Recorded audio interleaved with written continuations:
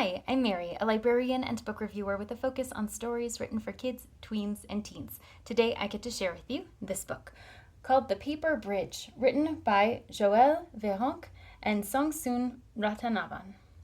This is the story of Anya, who lives in a town called Paperlee.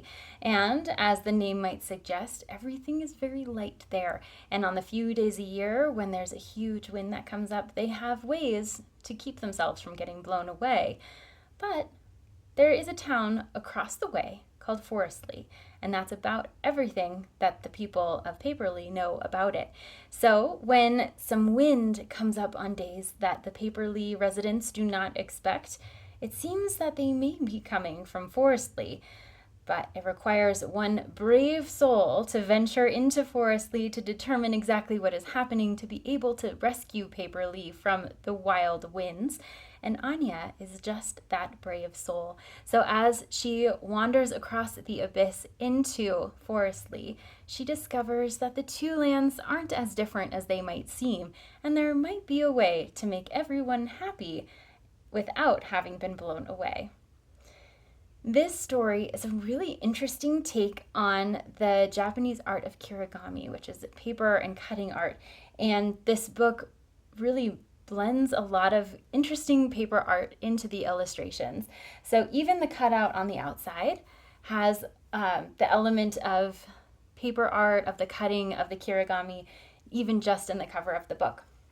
So as you're going through, there are elements of paper art, photographs, a blending of all sorts of illustrative styles together that are built into a collage style photograph. So for readers who are interested in this kind of detailed artwork, they're going to find a lot to observe on each page. There's also a really heavy Japanese influence in the attire and the appearance of a lot of the characters. And as you can see, the narrative itself is pretty long. So best for those elementary school aged readers with longer attention spans, especially because this book reads somewhat like a fable in that it talks about how two lands ended up coming together after being separated for so long, and that it's a child who makes that connection happen.